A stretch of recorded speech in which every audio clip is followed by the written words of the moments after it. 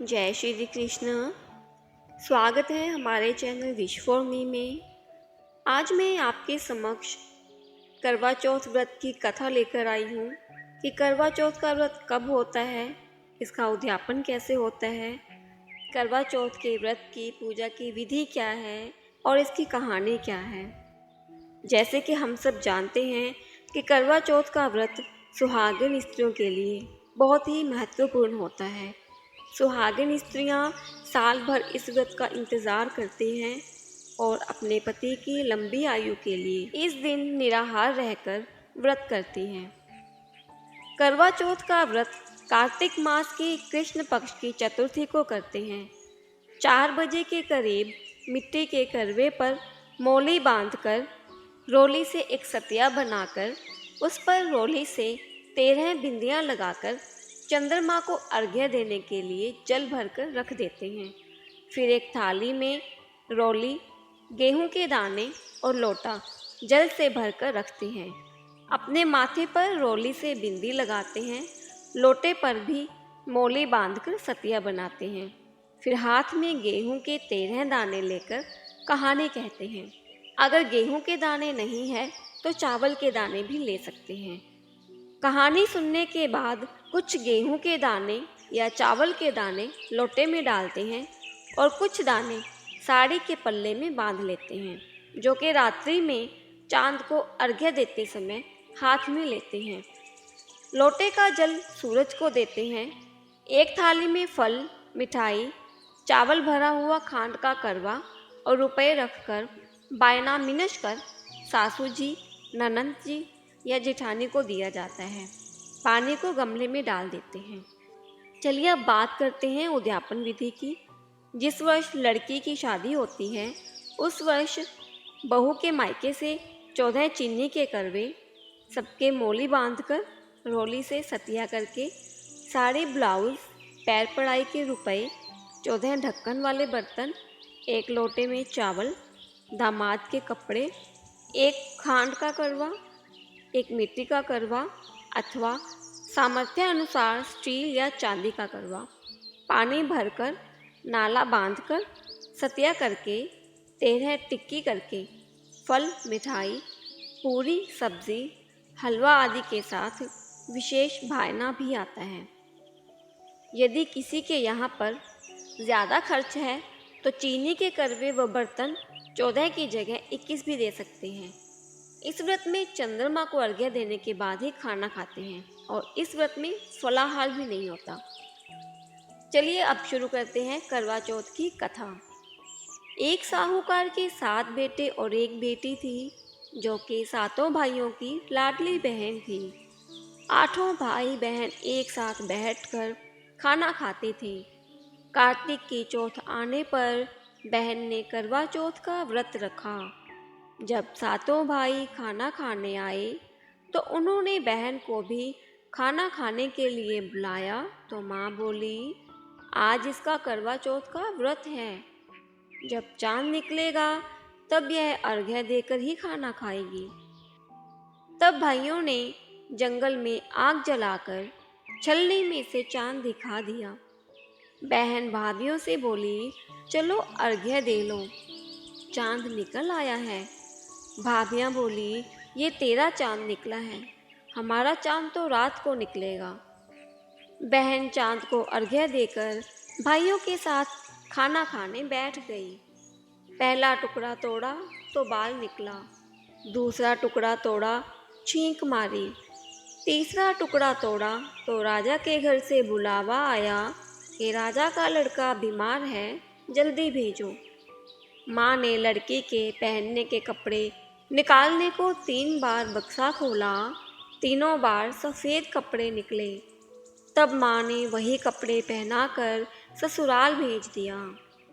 लड़की के साड़ी के पल्ले में एक सोने का सिक्का बांधकर माँ ने कहा, रास्ते में जो भी मिले सबके पैर पड़ती जाना, जो तुझे सुहाग की आशीष दे उसे ही यह सिक्का देकर अपने पल्ले में गांठ लगा लेना।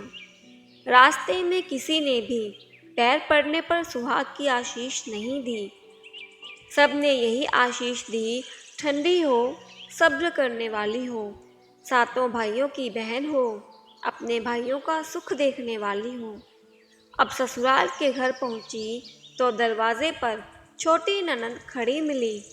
बहन उसके पैर पड़ी तो ननंद बोली, सीली हो, सपूती हो, 7 बेटों की माँ हो, मेरे भाई का सुख देखने वाली हो। यह आशीष सुनकर उसने सोने का सिक्का ननंद को दिया और अपने पल्ले में गांठ मार ली। अंदर गई तो सासू जी ने कहा, ऊपर कोठरी है, वहां जाकर बैठ जा। जब वह ऊपर गई तो उसने देखा कि उसका पति मर चुका है। अब वह उसे लेकर उसी कोठरी में पड़ी रही और उसकी सेवा करती रही। उसकी सास दासियों के हाथ बची खुची रोटी भेज देती। इस प्रकार उसे अपने पति की सेवा करते करते 1 साल हो गया। करवा चौथ का व्रत आया तो सारी पड़ोसनों ने नहा धोकर करवा चौथ का व्रत रखा। सबने सिर धोकर हाथों में मेहंदी लगाई, चूड़ियाँ पहनी। वह सब देखती रही। एक पड़ोसन बोली, तू भी करवा चौथ का व्रत कर ले। तब वह बोली, मैं कैसे करूं? पड़ोसन बोली, चौथ माता की कृपा से सब ठीक हो जाएगा। पड़ोसन के कहने से बहू ने भी व्रत रखा। थोड़ी देर के बाद करवे बेचने वाली आई। करवे लो री करवे लो, भाइयों की प्यारी करवे लो, दिन में चांद उगवाने करवे लो, ज़्यादा भूख लगने वाली करवे लो। बहू ने आवाज़ लगाई, ए करवे वाली, मुझे करवे दे जा। करवे वाली कहने लगी, मेरी दूसरी बहन आएगी, वो तुझे करवे देगी। दूसरी बहन आई, करवे लो री करवे लो, भाइयों की प्यारी करवे लो, दिन में चांद उगवाने करवे लो, ज़्यादा भूख लगने वाली करवे लो। बहू ने आवाज़ लगाई, ए करवे वाली, मुझे भी करवे दे जा। दूसरे करवे वाली बोली, मेरी तीसरी बहन आएगी, वो तुझे करवे देगी।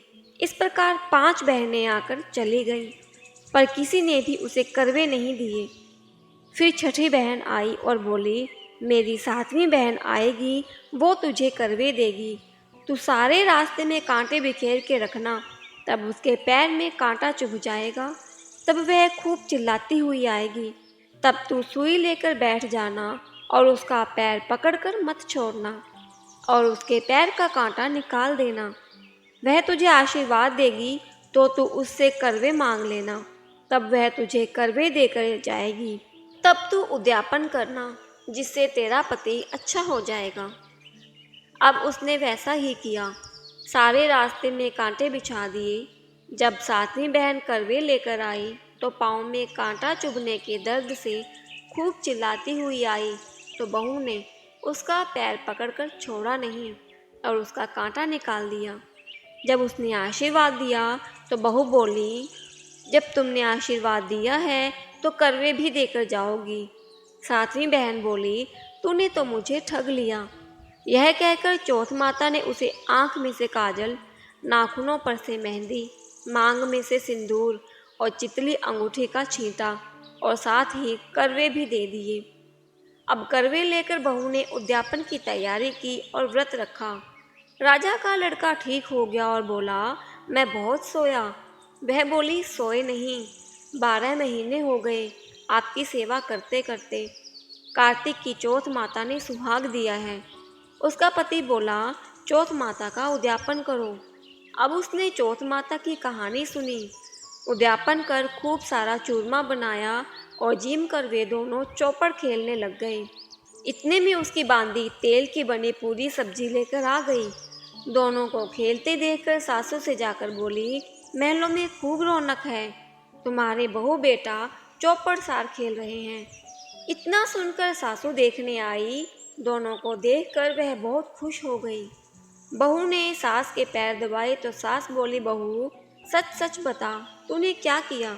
उसने सारा हाल अपनी सासू जी को बताया तो राजा ने सारे शहर में ढिंढोरा पिटवा दिया कि अपने पति के जीवन के लिए सब बहनें करवा चौथ का व्रत रखें।